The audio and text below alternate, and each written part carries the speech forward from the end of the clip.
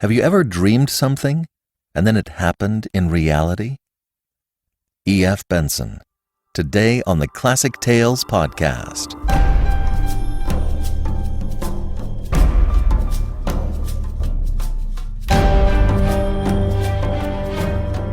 Welcome to the Classic Tales podcast. Thank you for listening. If you'd like to ensure the future of the Classic Tales, please visit the website, classictalesaudiobooks.com, and either make a donation, buy an audiobook, or pick up one of our many support options. And if you can't support us monetarily, leave us a review or share an episode with a friend. It all helps. Edward Frederic Benson is often mentioned in the same breath as M.R. James and William Hope Hodgson, and holds a distinct place as one of the great writers of supernatural fiction in the Edwardian period. Today's story is one of his finest.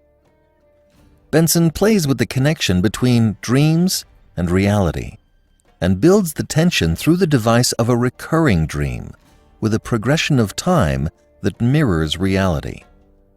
As with last week's story, written by his brother, I was getting vibes from the original Twilight Zone when I read this one. I hope you like it. And now, The Room in the Tower by E.F. Benson.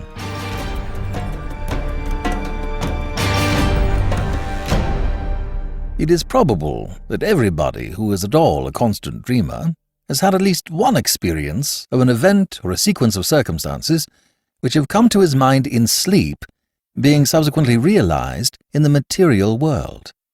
But in my opinion, so far from this being a strange thing, it would be far odder if this fulfillment did not occasionally happen, since our dreams are, as a rule, concerned with people whom we know and places with which we are familiar, such as might very naturally occur in the awake and day-lit world.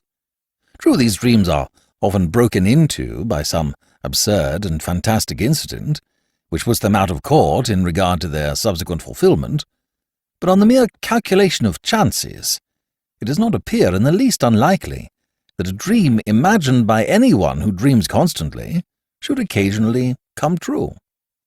Not long ago, for instance, I experienced such a fulfillment of a dream which seems to me in no way remarkable, and to have no kind of psychical significance. The manner of it was as follows. A certain friend of mine, living abroad, is amiable enough to write to me about once in a fortnight. Thus, when 14 days or thereabouts have elapsed since I last heard from him, my mind probably, either consciously or subconsciously, is expectant of a letter from him. One night last week, I dreamed that as I was going upstairs to dress for dinner, I heard, as I often heard, the sound of a postman's knock on my front door, and diverted my direction downstairs instead. There, among other correspondence, was a letter from him. Thereafter, the fantastic entered, for on opening it, I found inside the ace of diamonds, and scribbled across it in his well-known handwriting, "I am sending you this for safe custody, as you know it is running an unreasonable risk to keep aces in Italy." The next evening I was just preparing to go upstairs to dress, when I heard the postman's knock, and did precisely as I had done in my dream. There, among other letters, was one from my friend, only it did not contain the ace of diamonds. Had it done so, I should have attached more weight to the matter, which, as it stands, seems to me a perfectly ordinary coincidence. No doubt I consciously or subconsciously expected a letter from him, and this suggested to me my dream. Similarly, the fact that my friend had not written to me for a fortnight suggested to him that he should do so. But occasionally it is not so easy to find such an explanation, and for the following story, I can find no explanation at all. It came out of the dark, and into the dark it has gone again. All my life I have been an habitual dreamer. The nights are few, that is to say, when I do not find on awakening in the morning that some mental experience has been mine, and sometimes all night long, apparently, a series of the most dazzling adventures befall me. Almost without exception, these adventures are pleasant, though often merely trivial. It is of an exception that I am going to speak. It was when I was about 16 that a certain dream first came to me, and this is how it befell. It opened with my being set down at the door of a big red-brick house, where, I understood, I was going to stay. The servant who opened the door told me that tea was going on in the garden, and led me through a low, dark-panelled hall, with a large open fireplace, on to a cheerful green lawn set round with flower beds. There were grouped about the tea-table a small party of people, but they were all strangers to me except one, who was a schoolfellow called Jack Stone, clearly the son of the house, as he introduced me to his mother and father and a couple of sisters. I was, I remember, somewhat astonished to find myself here, for the boy in question was scarcely known to me, and I rather disliked what I knew of him. Moreover, he had left school nearly a year before. The afternoon was very hot, and an intolerable oppression reigned. On the far side of the lawn ran a red brick wall, with an iron gate in its centre, outside of which stood a walnut tree. We sat in the shadow of the house, opposite a row of long windows, inside which I could see a table with cloth laid, glimmering with glass and silver. This garden in front of the house was very long, and at one end of it stood a tower of 3 stories, which looked to me much older than the rest of the building. Before long, Mrs. Stone, who, like the rest of the party, had sat in absolute silence, said to me, "Jack will show you your room. I have given you the room in the tower." Quite inexplicably, my heart sank at her words. I felt as if I had known that I should have the room in the tower, and that it contained something dreadful and significant. Jack instantly got up, and I understood that I had to follow him. In silence we passed through the hall, and mounted a great oak staircase with many corners, and arrived at a small landing with 2 doors set in it. He pushed one of these open for me to enter, and without coming in himself, closed it behind me. Then I knew that my conjecture had been right. There was something awful in the room, and with the terror of nightmare growing swiftly and enveloping me, I woke in a spasm of terror. Now that dream, or variations on it, occurred to me intermittently for 15 years. Most often it came in exactly this form: the arrival, the tea laid out on the lawn, the deadly silence succeeded by that one deadly sentence, the mounting with Jack Stone up to the room in the tower where horror dwelt, and it always came to a close in the nightmare of terror at that which was in the room, though I never saw what it was. At other times I experienced variations on this same theme. Occasionally, for instance, we would be sitting at dinner in the dining-room, into the windows of which I had looked on the first night when the dream of this house visited me. But wherever we were, there was the same silence, the same sense of dreadful oppression and foreboding. And the silence I knew would always be broken by Mrs. Stone saying to me, "Jack will show you your room. I have given you the room in the tower." Upon which, this was invariable, I had to follow him up the oak staircase with many corners, and enter the place that I dreaded more and more each time that I visited it in sleep. Or again, I would find myself playing cards, still in silence, in a drawing-room, lit with immense chandeliers that gave a blinding illumination. What the game was, I have no idea. What I remember, with a sense of miserable anticipation, was that soon Mrs. Stone would get up and say to me, "Jack will show you your room. I have given you the room in the tower." This drawing-room where we played cards was next to the dining-room, and as I have said, was always brilliantly illuminated, whereas the rest of the house was full of dusk and shadows. And yet how often, in spite of those bouquets of lights, have I not pored over the cards that were dealt me, scarcely able for some reason to see them. Their designs, too, were strange. There were no red suits, but all were black, and among them there were certain cards which were black all over.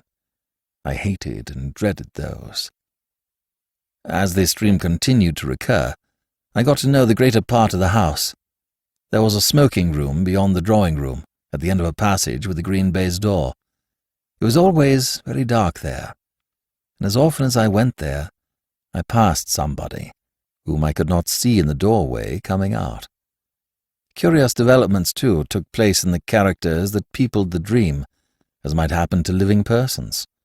Mrs. Stone, for instance, who when I first saw her had been black-haired, became grey, and instead of rising briskly, as she had done at first when she said, "Jack will show you your room, I have given you the room in the tower," got up very feebly, as if the strength was leaving her limbs. Jack also grew up, and became a rather ill-looking young man, with a brown moustache, while one of the sisters ceased to appear, and I understood she was married. Then it so happened that I was not visited by this dream for 6 months or more, and I began to hope, in such inexplicable dread did I hold it, that it had passed away for good. But one night after this interval, I again found myself being shown out onto the lawn for tea, and Mrs. Stone was not there, while the others were all dressed in black.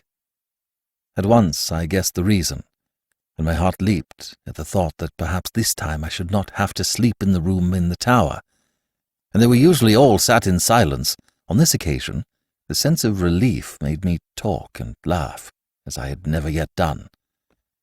But even then, matters were not altogether comfortable, for no one else spoke, but they all looked secretly at each other, and soon the foolish stream of my talk ran dry, and gradually an apprehension worse than anything I had previously known gained on me as the light slowly faded. Suddenly a voice which I knew well broke the stillness, the voice of Mrs. Stone, saying, "Jack will show you your room. I have given you the room in the tower." It seemed to come from near the gate in the red brick wall that bounded the lawn, and looking up, I saw that the grass outside was sown thick with gravestones. A curious greyish light shone from them, and I could read the lettering on the grave nearest me. It was, "In evil memory of Julia Stone." And as usual, Jack got up, and again I followed him through the hall and up the staircase with many corners. On this occasion it was darker than usual, and when I passed into the room in the tower, I could only just see the furniture, the position of which was already familiar to me. Also, there was a dreadful odour of decay in the room, and I woke screaming. The dream, with such variations and developments as I have mentioned, went on at intervals for 15 years.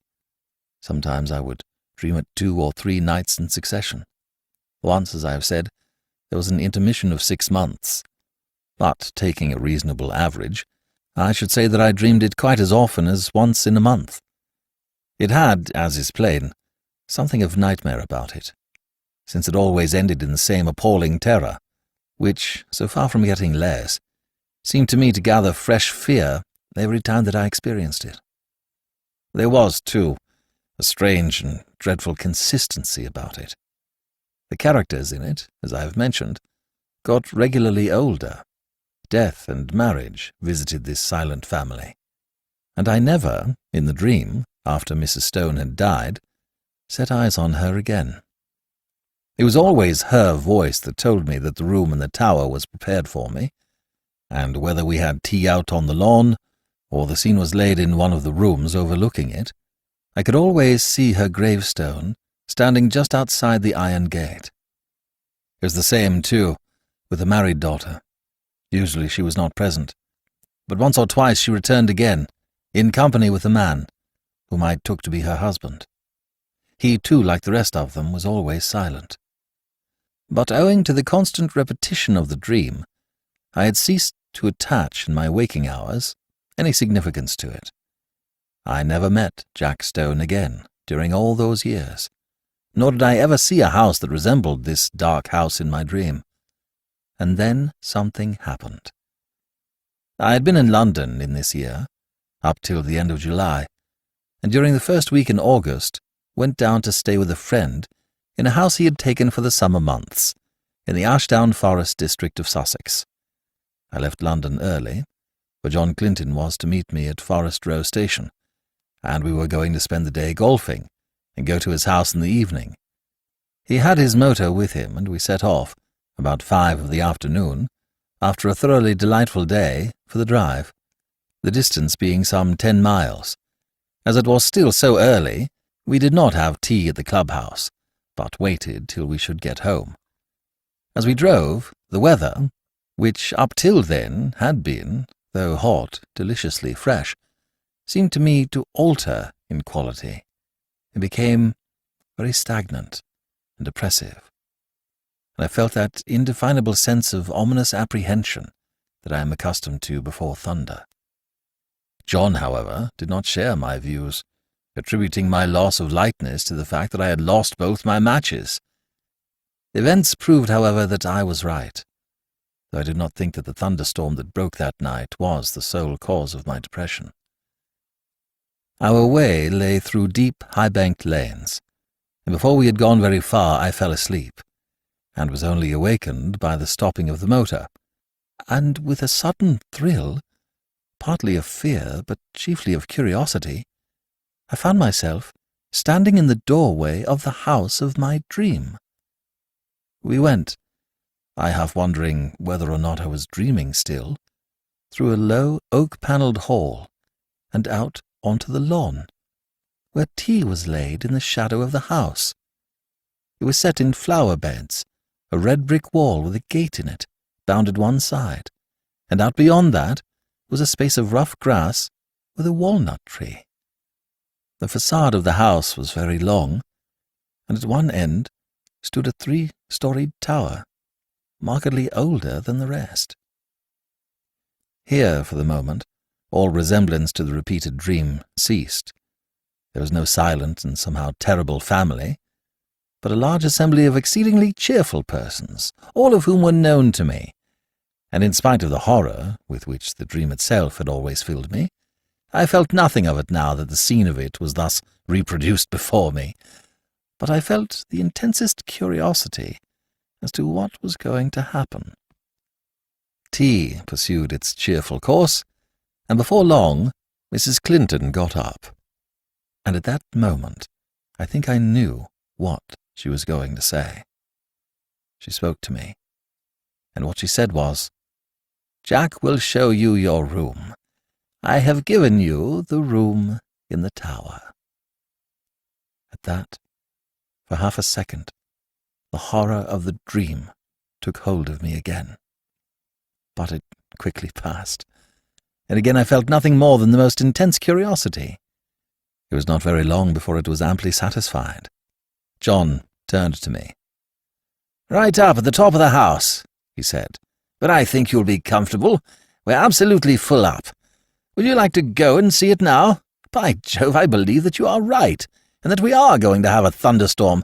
How dark it has become." I got up and followed him.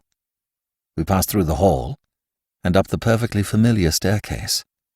Then he opened the door, and I went in. And at that moment, sheer, unreasoning terror again possessed me. I did not know for certain what I feared. I simply feared. Then, like a sudden recollection, when one remembers a name which has long escaped the memory, I knew what I feared. I feared Mrs. Stone, whose grave with the sinister inscription, "In evil memory," I had so often seen in my dream, just beyond the lawn, which lay below my window. And then once more, the fear passed so completely that I wondered what there was to fear, and I found myself sober and quiet and sane in the room in the tower, the name of which I had so often heard in my dream, and the scene of which was so familiar. I looked round it with a certain sense of proprietorship, and found that nothing had been changed from the dreaming nights in which I knew it so well. Just to the left of the door was the bed, lengthwise along the wall, with the head of it in the angle. In a line with it was the fireplace and a small bookcase. Opposite the door, the outer wall was pierced by 2 lattice-paned windows, between which stood the dressing-table, while ranged along the 4th wall was the washing-stand and a big cupboard. My luggage had already been unpacked, for the furniture of dressing and undressing lay orderly on the washstand and toilet table, while my dinner clothes were spread out on the coverlet of the bed. And then, with a sudden start of unexplained dismay, I saw that there were two rather conspicuous objects which I had not seen before in my dreams. One, a life-sized oil painting of Mrs. Stone. The other, a black-and-white sketch of Jack Stone, representing him as he had appeared to me only a week before in the last of the series of these repeated dreams. A rather secret and evil-looking man of about 30. His picture hung between the windows, looking straight across the room to the other portrait, which hung at the side of the bed. At that I looked next. And as I looked, I felt once more the horror of nightmare seize me. It represented Mrs. Stone as I had seen her last in my dreams, old and withered and white-haired, but in spite of the evident feebleness of body, a dreadful exuberance and vitality shone through the envelope of flesh, an exuberance wholly malign, a vitality that foamed and frothed with unimaginable evil. Evil beamed from the narrow, leering eyes. It laughed in the demon-like mouth. The whole face was instinct with some secret and appalling mirth. The hands, clasped together on the knee, seemed shaking with suppressed and nameless glee. Then I saw also that it was signed in the left-hand bottom corner, and wondering who the artist could be, I looked more closely and read the inscription, Julia Stone, by Julia Stone. There came a tap at the door, and John Clinton entered. "Got everything you want?" he asked. "Rather more than I want," said I, pointing to the picture. He laughed. "Hard-featured old lady," he said. "By herself, too, I remember. Anyhow, she can't have flattered herself much." "But don't you see," said I, "it's scarcely a human face at all. It's the face of some witch, of some devil." He looked at it more closely. "Yes, it isn't very pleasant," he said. "Scarcely a bedside manner, eh? Yes, I can imagine getting the nightmare if I went to sleep with that close by my bed. I'll have it taken down if you like." "I really wish you would," I said. He rang the bell, and with the help of a servant, we detached the picture and carried it out onto the landing and put it with its face to the wall. "By Jove, the old lady is a weight," said John, mopping his forehead. "I wonder if she has something on her mind." The extraordinary weight of the picture had struck me too. I was about to reply when I caught sight of my own hand. There was blood on it, in considerable quantities, covering the whole palm. "I've cut myself somehow," said I. John gave a little startled exclamation. "Why, I have too," he said. Simultaneously the footman took out his handkerchief and wiped his hand with it. I saw that there was blood also on his handkerchief. John and I went back into the tower room and washed the blood off. But neither on his hand nor on mine was there the slightest trace of a scratch or cut. It seemed to me that, having ascertained this, we both, by a sort of tacit consent, did not allude to it again. Something, in my case, had dimly occurred to me that I did not wish to think about. It was but a conjecture, but I fancied that I knew the same thing had occurred to him. The heat and depression of the air, for the storm we had expected was still undischarged, increased very much after dinner, and for some time most of the party, among whom were John Clinton and myself, sat outside on the path bounding the lawn, where we had had tea. The night was absolutely dark, and no twinkle of star or moon ray could penetrate the pall of cloud that overset the sky. By degrees our assembly thinned. The women went up to bed, men dispersed to the smoking or billiard room, and by 11 o'clock my host and I were the only two left. All the evening I thought that he had something on his mind, and as soon as we were alone he spoke. "The man who helped us with the picture had blood on his hand too, did you notice?" he said. "I asked him just now if he had cut himself, and he said he supposed he had, but that he could find no mark of it. Now where did that blood come from?" By dint of telling myself that I was not going to think about it, I had succeeded in not doing so, and I did not want, especially just at bedtime, to be reminded of it. "I don't know," said I, "and I really don't care so long as the picture of Mrs. Julia Stone is not by my bed." He got up. "But it's odd," he said. "Ha! Now you'll see another odd thing." A dog of his, an Irish terrier by breed, had come out of the house as we talked. The door behind us into the hall was open, and a bright oblong of light shone across the lawn to the iron gate which led on to the rough grass outside, where the walnut tree stood. I saw that the dog had all his hackles up, bristling with rage and fright. His lips were curled back from his teeth, as if he was ready to spring at something, and he was growling to himself. He took not the slightest notice of his master or me, but stiffly and tensely walked across the grass to the iron gate. There he stood for a moment, looking through the bars and still growling. Then of a sudden his courage seemed to desert him. He gave one long howl and scuttled back to the house with a curious crouching sort of movement. "He does that half a dozen times a day," said John. "He sees something which he both hates and fears." I walked to the gate and looked over it. Something was moving on the grass outside, and soon a sound which I could not instantly identify came to my ears. Then I remembered what it was. It was the purring of a cat. I lit a match and saw the purrer, a big blue Persian, walking round and round in a little circle just outside the gate, stepping high and ecstatically, with tail carried aloft like a banner. Its eyes were bright and shining, and every now and then it put its head down and sniffed at the grass. I laughed.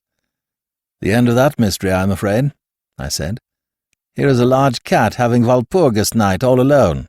"Yes, that's Darius," said John. "He spends half the day and all night there, but that's not the end of the dog mystery. For Toby and he are the best of friends, but the beginning of the cat mystery. What's the cat doing there, and why is Darius pleased, while Toby is terror-stricken?" At that moment I remembered the rather horrible detail of my dreams, and I saw through the gate, just where the cat was now, the white tombstone with the sinister inscription. But before I could answer, the rain began, as suddenly and heavily as if a tap had been turned on, and simultaneously the big cat squeezed through the bars of the gate and came leaping across the lawn to the house for shelter.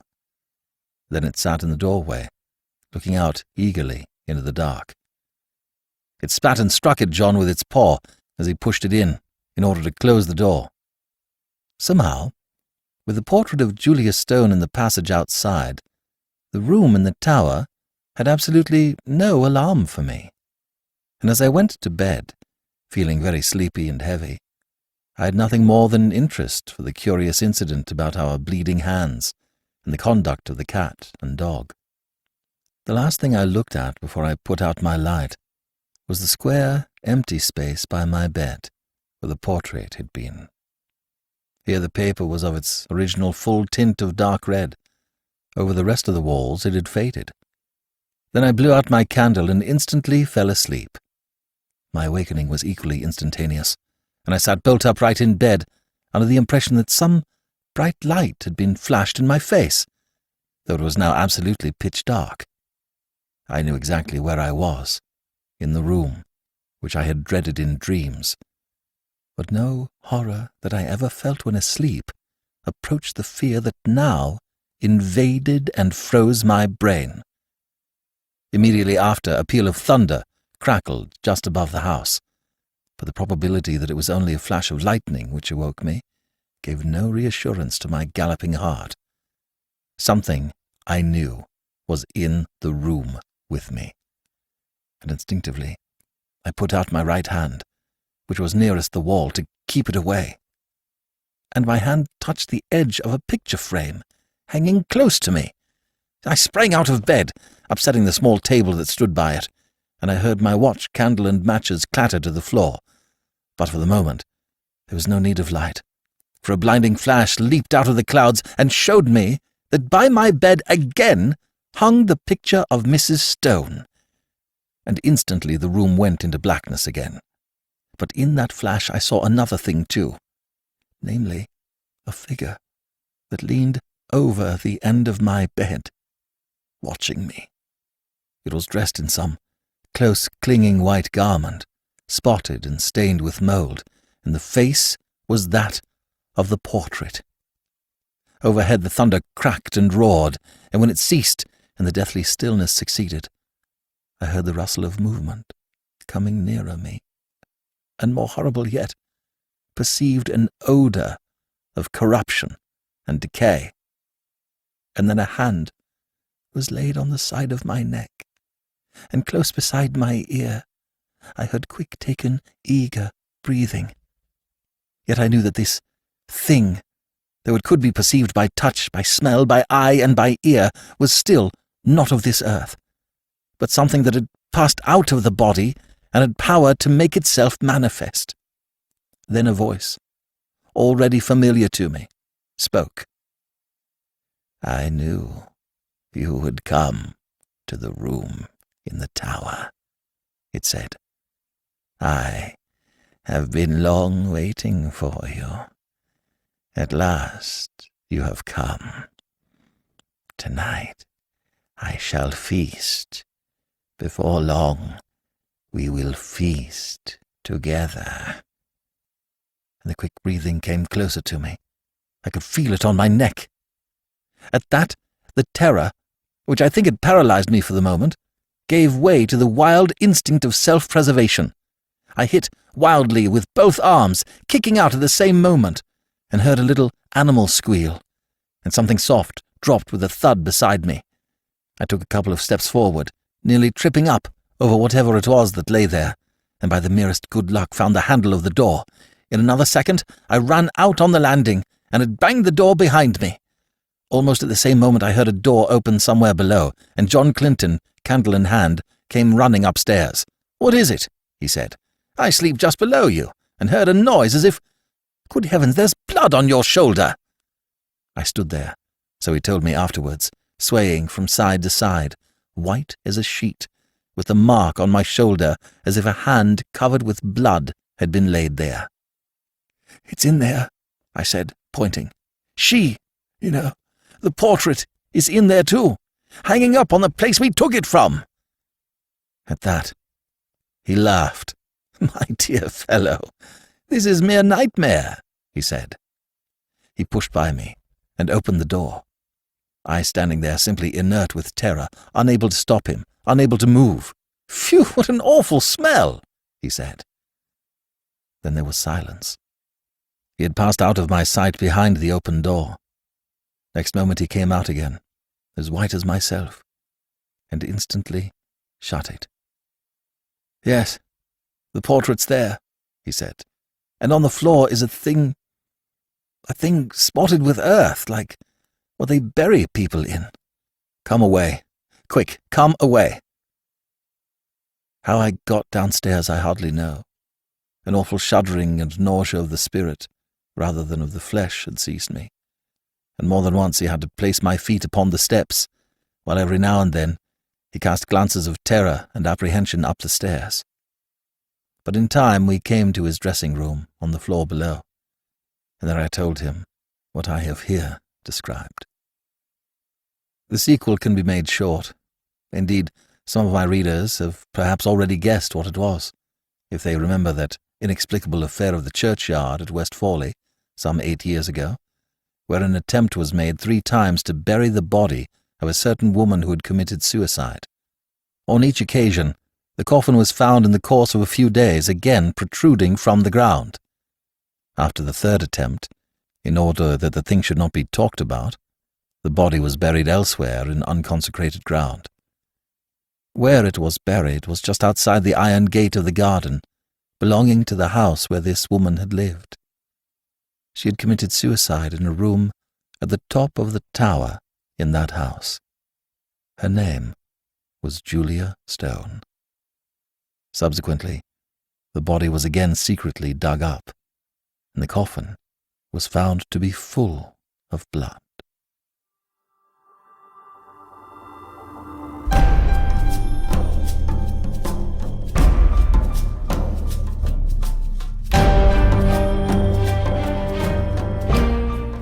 This is B.J. Harrison. I hope you've enjoyed this unabridged production of The Room in the Tower by E.F. Benson. If you've enjoyed this book, you may also enjoy The Room with the Dragon Volant by J. Sheridan Le Fanu and The Judge's House by Bram Stoker. You can find these and other Classic Tales audiobooks at our website, classictalesaudiobooks.com. Thank you for joining me today and allowing classic literature to awaken your better self. Please join me next time, and we'll rediscover the greatest stories ever put to paper.